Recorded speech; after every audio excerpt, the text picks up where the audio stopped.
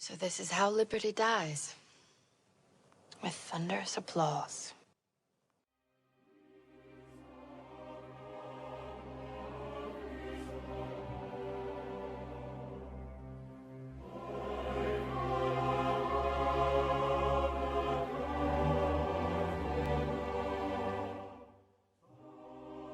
After 3 long years of unremitting conflict, the Clone Wars came to an end. Not in victory or defeat, but in deception.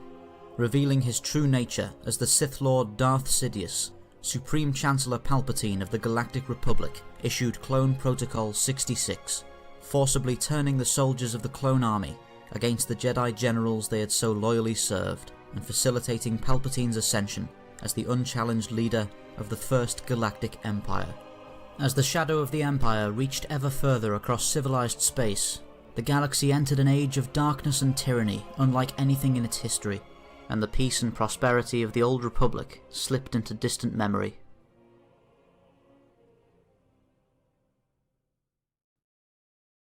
But not all hope was lost.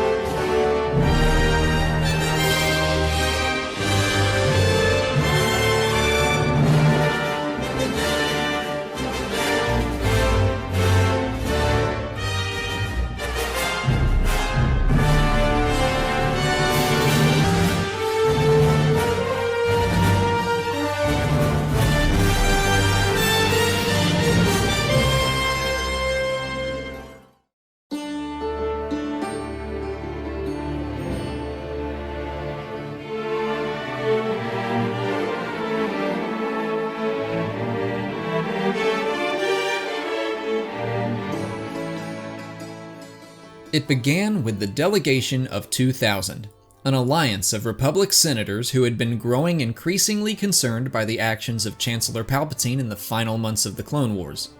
Though the chaos which erupted in the wake of Order 66 left most of these senators scattered and afraid to act, those few who remained grew ever more certain that Palpatine and his new empire must be opposed by any means necessary.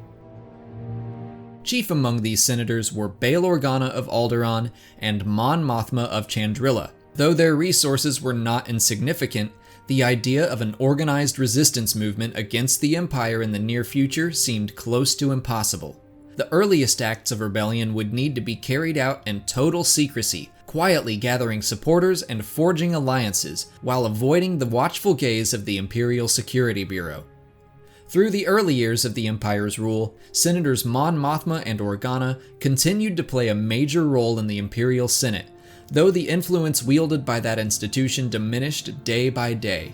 Behind closed doors, Senator Organa worked tirelessly to accumulate starships, weapons, and personnel willing to stand against the Empire, and though no empirical evidence was brought forward, suspicions began to circle among Imperial leadership that Alderaan was secretly defying the Emperor's will.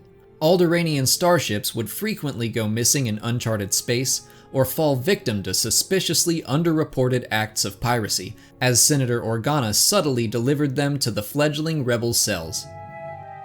During these early years, Senator Mothma remained largely inactive in the growing rebellion, as she endeavored to hide her involvement with the movement. This was intended to ensure that she could assume complete leadership of the rebellion should Senator Organa's treason ever be discovered. Mon Mothma used this time to train Bail's adopted daughter Leia in the art of politics so that she may eventually succeed her father in the Imperial Senate, while also preparing her to become an important part of the emerging rebellion in her own right.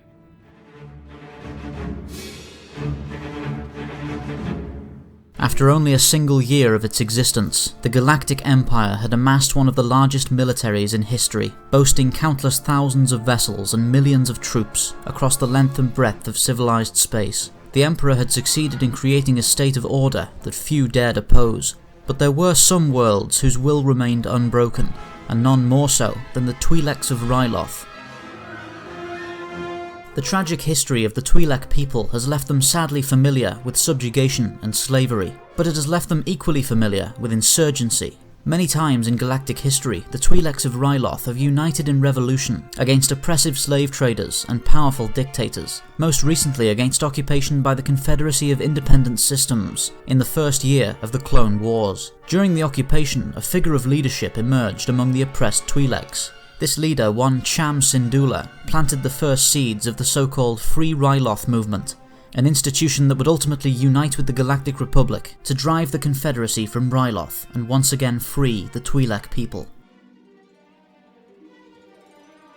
It is an unfortunate historical irony that after only a few short years, the planet Ryloth once again faced occupation, but this time by the very government that had so recently aided in their liberation.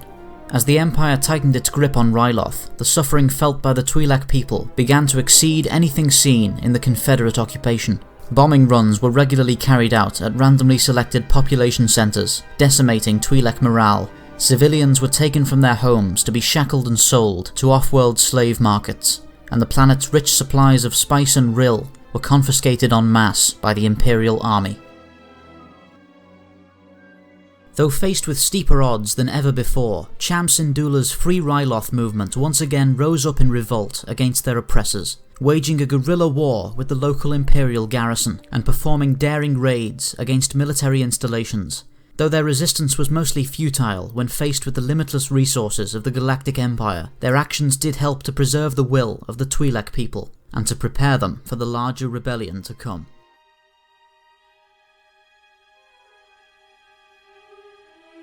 Though perhaps the most well-known, Ryloth was not the only world that dared to defy the Empire. Across the galaxy, on the planet Onderon, a small insurgency was taking shape.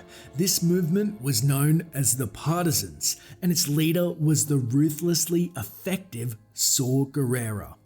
Not unlike the Free Ryloth movement, the Partisans had their origins in the Clone Wars, where they were trained in guerrilla tactics and urban warfare by elements of the Clone Army and Jedi Order in order to resist occupation by the CIS. The Partisans were renowned for their brutality and considered terrorists even by some who opposed the Empire, but however violent, their tactics were undeniably effective and helped turn Onderon and its surrounding systems into a major drain on Imperial resources as forces were constantly reassigned to the planet in a bid to maintain order. In his continued search for assets and resources to assist in fighting the Empire, Bail Organa eventually made contact with Ahsoka Tano, a former Jedi apprentice who was now acting as a vigilante in the Outer Rim. On Organa's request, Ahsoka joined the fledgling rebellion, taking on the codename Fulcrum and helping to expand the reach of Organa's growing network of contacts. Shortly thereafter, Organa and Tano began to reach out to the existing revolutionary movements across the galaxy, including Syndulla's Free Ryloth movement and Gerrera's Partisans. Slowly but surely, a network of secret rebel cells began to form, sworn never to publicly interact with one another, so as to ensure that the Empire continued to believe that they were simply facing isolated instances of civil unrest and not a fully organized large-scale rebellion. In cooperation with Rebel Commander Jun Sato, Ahsoka Tano was placed in shared command of the newly formed Phoenix Cell, a modest fleet of starships assembled using the vessels and crews Organa had acquired over the recent years. This force was intended to perform surgical strikes against Imperial targets across the galaxy and to capture hardware and resources with which to grow the rebellion. Another rebel cell was established on the planet Lothal, the home of a critically important Imperial shipyard. This cell was commanded by Captain Hera Syndulla, the estranged daughter of Cham Syndulla, leader of the Free Ryloth movement.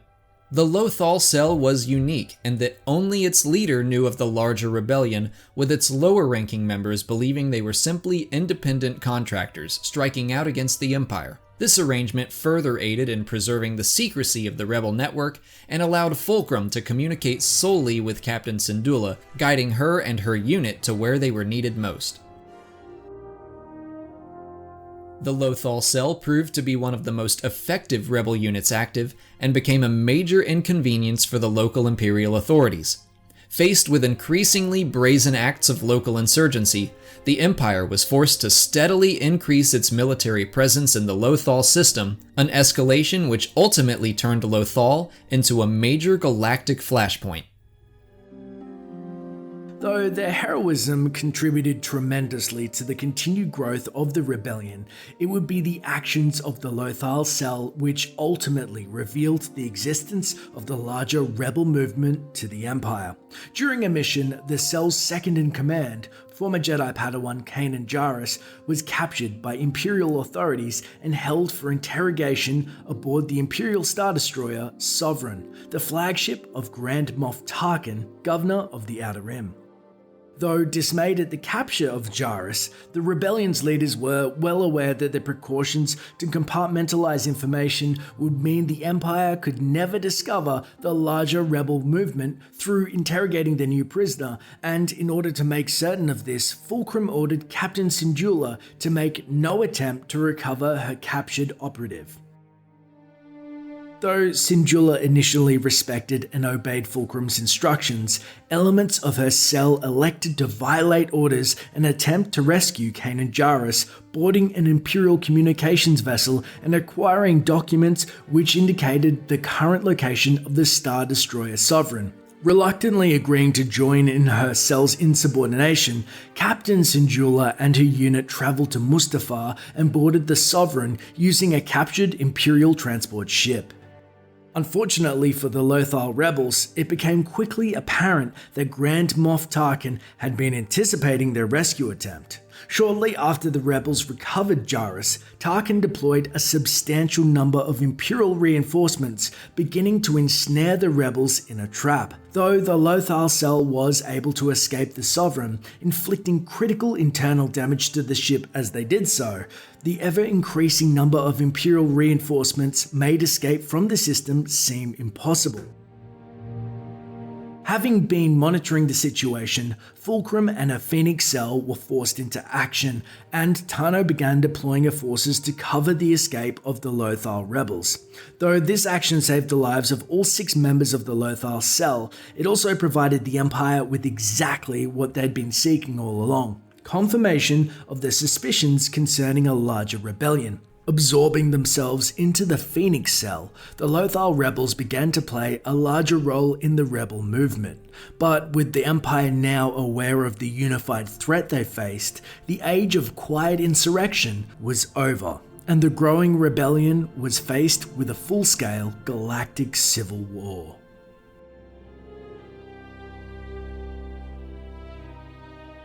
With this escalation in conflict came a similar escalation in Imperial response. Now aware of their singular enemy, the Imperial military began to scour the galaxy for rebel forces, increasing their security around crucial worlds to far beyond normal standards.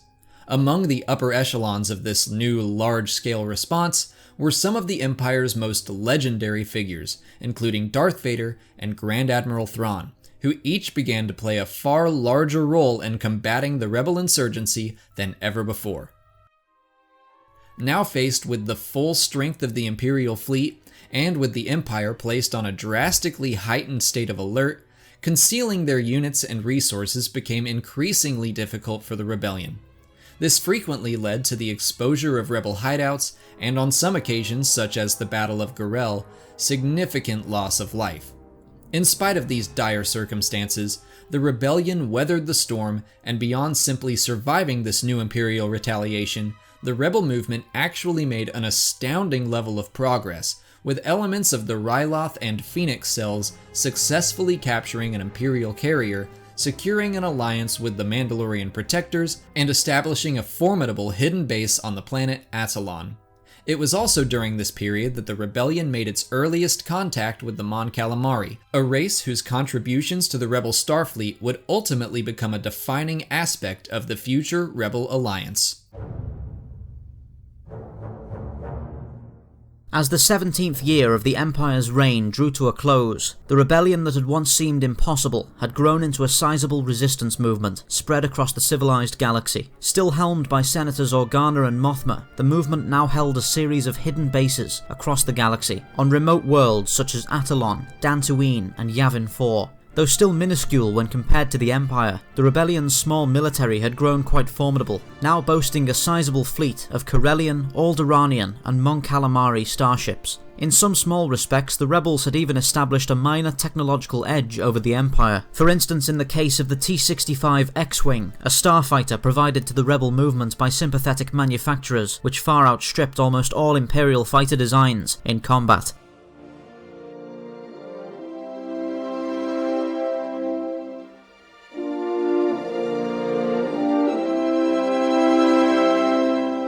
Uplifted by their growing successes, the rebellion's leaders no longer felt the need to hide their intentions from galactic society. Now wielding the hard-earned support of countless beings across the galaxy, the rebellion would act from the shadows no longer. 17 long years after hearing the first whispers of rebellion in the halls of the Senate Tower, Mon Mothma of Chandrila spoke on behalf of a unified people who would no longer hide from the oppression of the Empire. In a formal statement broadcast across the galaxy and addressed directly to the office of Emperor Palpatine, Senator Mothma declared the Alliance to restore the Republic, a government built on the principle of defiance and united behind a single goal: to bring about the downfall of the Galactic Empire and to make forever free the people of the civilized galaxy.